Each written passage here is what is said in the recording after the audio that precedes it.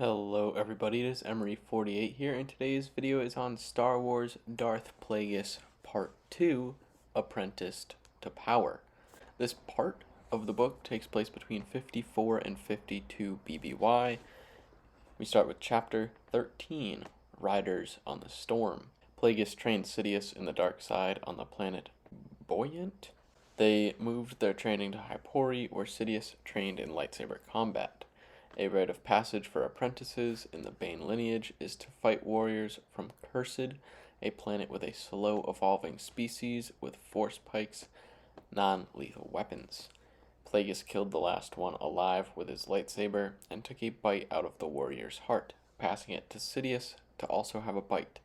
Plagueis told Sidious that a politician can do more than a Sith with a lightsaber, which is why Sidious must become a politician so he can be both with Plagueis' guidance. Chapter 14, The Shape of His Shadow. Palpatine, now an ambassador for Naboo's Senator Vidar Kim, was at a meeting on Malastare with senators from many other planets discussing the Trade Federation and their opposition to them. Some of the senators were notable names in future movies like Tarkin and Valorum, although possibly different than the actual people we see in the movies. It's still the same family line. While at the meeting, Kim's wife and two sons were killed. Chapter 15, Quantum Being. Palpatine visited Dathomir, a planet with the Night Sisters Coven, who practiced dark magic. While there, Palpatine was given baby Maul to keep him away from slavery of the Coven, as he is strong in the Force. Sidious joined Plagueis on Sojourn for another gathering.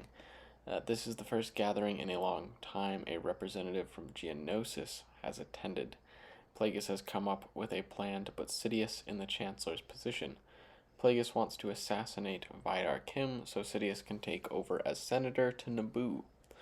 Chapter 16, Bold as Love. Palpatine is having doubts about Plagueis, thinking Plagueis is holding back details of plans and knowledge of the dark side to always keep Palpatine weaker. Kim has told Palpatine his plan to go to Coruscant to talk to his son Ronhar and try to convince him to leave the Jedi Order. If successful, he will meet with the Council and tell them he thinks T'Polo and Varuna, the monarchs on Naboo, are responsible for his family's deaths. Palpatine warned Kim making these accusations in public may be a risk to his life. Palpatine met with Sate Pestage, a contact of Plagueis's, who will be hiring and running the assassination of Kim on Coruscant. Palpatine has given Sate his instructions. Damask was on Kamino, starting talks with the cloners. His initial thought is to use Ian Chori for the clone army. The cloners offered an alternative of humans. They will do further study and get back to Damask. Kim was assassinated on Coruscant. His son Ronhar was with him at the time and thinks he could have been the target instead of his father. The Jedi are investigating from the angle of targeting Ronhar. The assassin killed herself with a toxin to not give up information. Palpatine is in the clear and has offered Sate a position by his side for his job well done. Chapter 17, Days of Wine and Impropriety.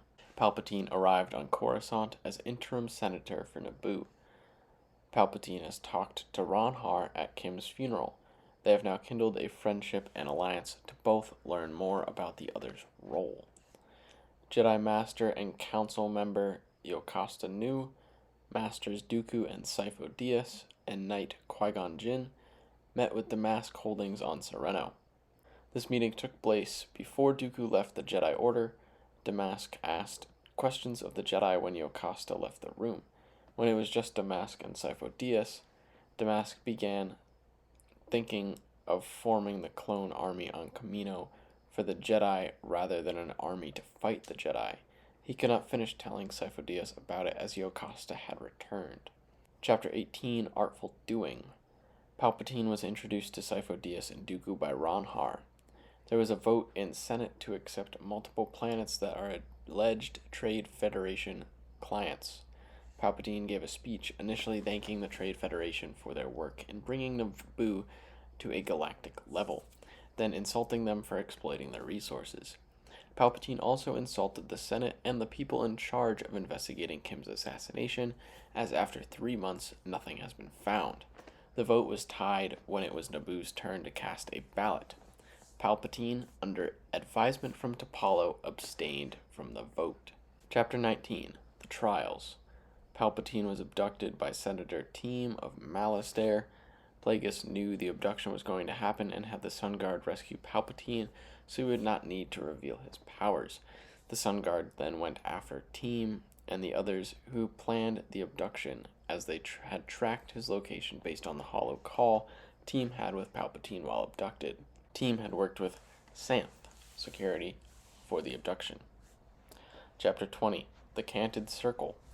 Larsh Hill was killed by the Canted Circle leader during his initiation. Other members began attacking Plagueis and the other representatives from Damask Holding. Sate informed Palpatine that the Grand Protectorate had hired the same group of assassins he hired to kill Senator Kim. Palpatine opened himself up to the Force and knows the target is Plagueis at the Canted Circle initiation. Plagueis fought off some of the assassins, which we now know were not Canted Circle members. They were just knocked unconscious, and the assassins took their place because they were wearing robes covering their faces. Palpatine arrived with Sate and finished off the assassins.